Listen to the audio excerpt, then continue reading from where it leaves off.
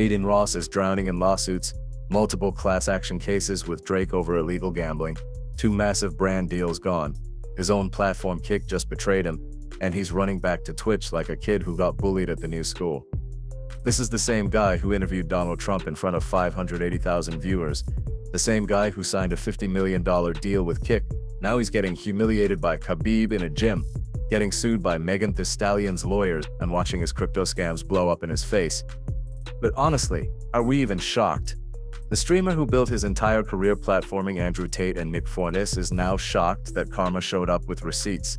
So how did Adin Ross go from the most powerful influencer in streaming to this absolute disaster? Let's rewind to 2020. Adin Ross wasn't always this toxic mess.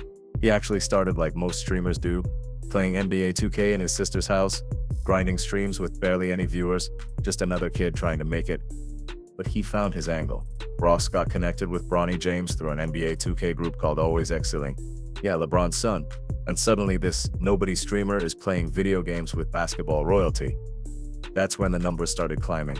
Thousands of viewers became tens of thousands. He wasn't just good at the game. He was funny, chaotic, unpredictable. The kind of energy that keeps people watching. By 2022, Adin Ross was a Twitch superstar. Celebrity collaborations became his thing. Rappers, athletes, internet personalities, everyone wanted to be on his stream. The exposure was insane. His biggest moment, August 2024, Donald Trump sits down for an interview on Ross's stream. Not CNN, not Fox News, a 24-year-old Kick streamer. Peak viewers? Over 580,000 people watching simultaneously. Trump gave him a Rolex on camera. Ross told his viewers to vote for Trump, and the internet lost its mind.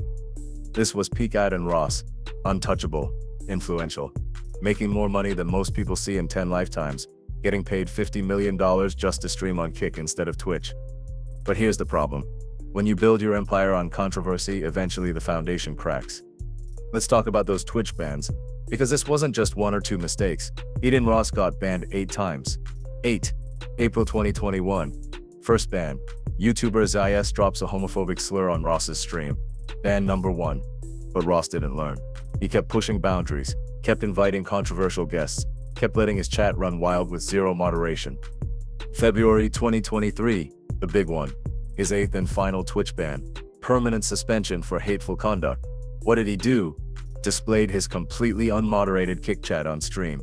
And apparently the things people were saying were so bad that Twitch said enough. Now here's where it gets interesting.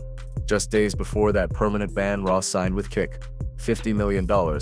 Backed by Stake, the gambling company. Convenient timing, right? But the controversies didn't stop. They got worse. December 2022. Kanye West calls Ross. This is right after he's going on anti-Semitic rants everywhere. Ross is Jewish. And West literally tells him on the phone, "You Jews aren't going to tell me what I can and can't say." Ross actually made the right call for once. Canceled the interview. But that didn't stop him from platforming other extremists. Tate. Multiple appearances. This is the guy facing human trafficking allegations in Romania. The self-proclaimed misogynist. And Ross gave him a megaphone to millions of young viewers. Fuentes. White nationalist. Holocaust denier.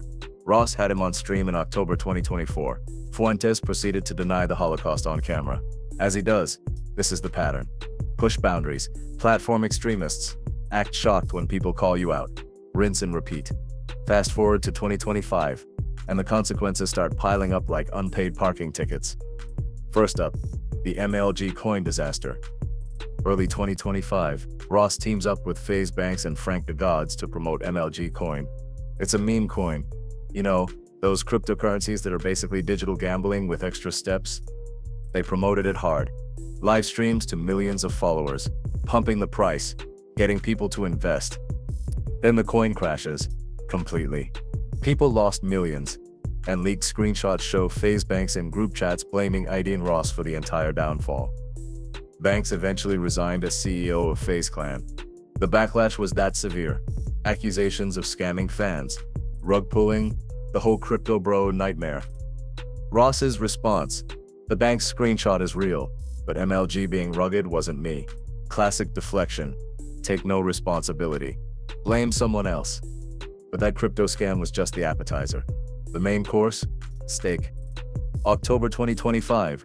Two class action lawsuits drop, one in Missouri, one in New Mexico, and both name Adin Ross and Drake as co-defendants alongside Stake. The allegations: promoting an illegal gambling operation, deceiving users into real money wagers under the guise of free play, using house money on streams to make it look like they were risking their own cash. The complaints paint a clear picture. Ross and Drake would celebrate wins to lure people into betting, downplay losses as relatable mishaps, making gambling look fun and consequence-free. One plaintiff, Justin Killam, claims he lost significant money believing it was legal fun. The suits demand refunds plus punitive damages for unjust enrichment, fraud, and violations of consumer protection laws. And here's the kicker: the lawsuits specifically call out targeting vulnerable groups, including minors and addiction-prone individuals. Ross's reaction during a live stream? He scoffed at the 34-page document, laughed it off, like lawsuits are just haters being haters. But wait, it gets worse. November 2025. Kick, the platform that paid Ross $50 million, just stabbed him in the back. Ross goes live accusing Kick CEO Ed Craven of capping his viewership at 20,000. He claims to have text messages from Craven saying, "I can edit anyone's views on Kick to whatever I want." Think about that. The platform Ross abandoned Twitch for is allegedly manipulating his viewer counts, the same platform that paid him tens of millions. Ross didn't hold back. He accused Kick of supplying view bots, called out the platform for destroying the Kick partner program, said there's zero incentive for viewers to subscribe to streamers on Kick. And Craven? He showed up in Ross's chat, the CEO himself, basically saying Ross is the problem. The irony is perfect. Ross spent years defending Kick, promoting it as the Twitch killer, the platform with better payouts and more freedom, and now he's exposing how broken it actually is. Here's where it gets petty. Craven also canceled funding for Ross's planned Kick Awards show. Ross wanted to compete with the Streamer Awards, had everything planned, and Eddie just said no. So what does Ross do? Runs back to Twitch. March 2025. Twitch lifts Ross's permanent ban after 2 years. CEO Dan Clancy claims it's about second chances, not business considerations. Sure, Dan. November 2025. Ross announces he's streaming big events on Twitch instead of Kick. His reasoning? No point doing big streams on Kick. Twitch has better discoverability. Kick is lacking. The same platform he left, the same platform that banned him 8 times. That's where he's crawling back to, because Kick betrayed him.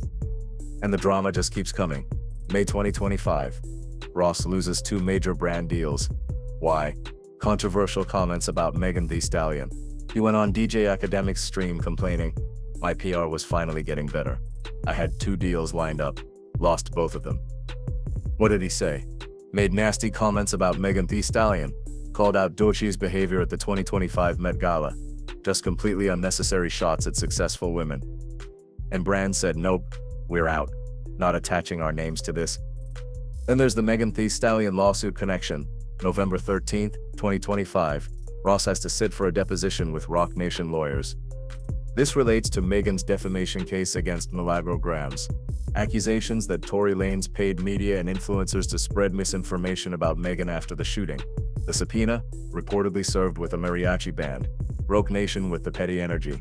And Ross has to show up and answer questions under oath. His take on stream: these Rock Nation lawyers are getting paid a bag, a very big bag, at least $20,000 an hour, like that's his concern. Not the actual case, just how much lawyers make. November 17, 2025. The Streamer Awards nominations drop, and Ross steps in it again. He's watching the Best Stream Duo category, sees that CD Dog VA and Iron Mouse got nominated. And Ross says, "How are they a duo? We don't even know if Iron Mouse is a man or not." Iron Mouse is a VTuber, a woman, who has a serious medical condition that keeps her mostly homebound. She's beloved in the streaming community. And Ross just casually throws out transphobic implications. The backlash was immediate. Common IDNL people said, "The all VTubers are men" joke is old and boring. Days later, Ross and Asmongold offered $200,000 to Cute Cinderella. They want her to prove the Streamer Awards aren't rigged. Show the voting data, or pay up. But then Ross switches up. Suddenly he's defending Cutie Cinderella, saying she's getting pressure from sponsors. Everyone's mad at her and she's breaking down. Pick a lane, Ross. Are you challenging her or defending her? You can't do both. November 11th, 2025.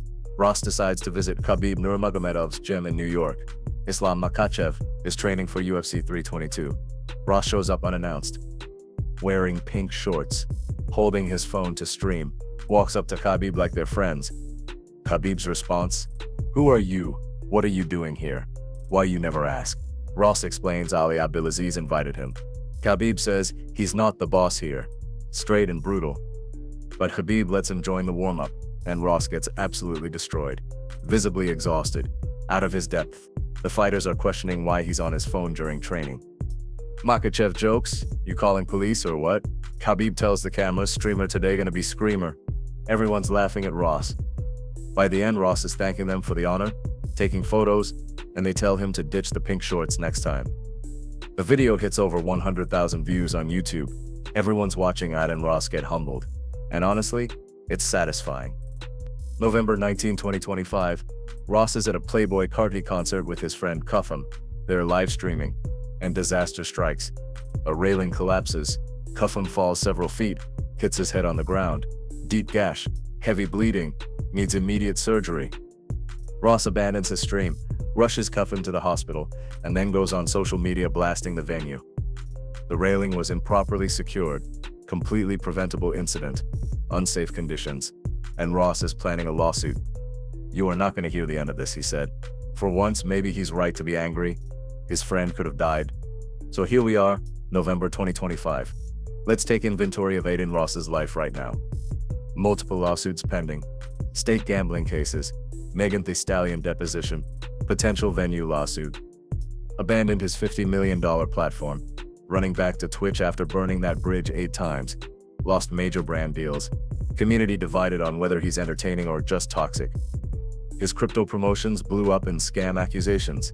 His platform betrayed him with alleged view manipulation. His celebrity access is getting him humiliated instead of clout. From interviewing the president to getting roasted by Khabib in pink shorts. From 580,000 viewers to begging Twitch to take him back. From $50 million deals to fighting with his own platform's CEO. The pattern is clear. Adin Ross built his entire career on controversy, on platforming extremists, on pushing boundaries, on being unpredictable and chaotic. And for a while it worked. The numbers grew, the money flowed, the celebrities showed up. But you can't build a sustainable career on constantly burning bridges. You can't promote gambling to kids and act shocked when lawsuits arrive. Every decision has consequences, and Adin Ross is learning that the hard way. The crypto scams caught up with him. The gambling promotion caught up with him. The toxic guests caught up with him. The unmoderated hate caught up with him. Kick used him for legitimacy and then threw him away when convenient. Brands realized he's more liability than asset. Even his own community is split on whether he's worth defending. And here's the thing, this isn't even rock bottom yet. Those lawsuits are still pending. Discovery hasn't even happened. Wait until lawyers start pulling receipts on exactly how Stake operated. Ross is 25 years old. He made generational wealth before he could legally rent a car, but he also created enough controversy to sink a dozen careers. Will he recover? Maybe. The internet has a short memory, and Ross has proven he can pull viewers. But rebuilding trust? Rebuilding his brand? That's a different challenge, especially when every few weeks there's a new scandal, a new lawsuit, a new bridge burned. When your entire career is built on being the chaos agent, eventually the chaos consumes you. When you platform hate for views, eventually the hate sticks to you. When you promote scams for money, eventually the lawsuits find you. Adin Ross wanted to be the biggest streamer in the world, untouchable, influential, powerful. Instead, he's running from platform to platform, fighting lawsuits, losing deals, getting humiliated in gyms, and watching his empire crumble one controversy at a time.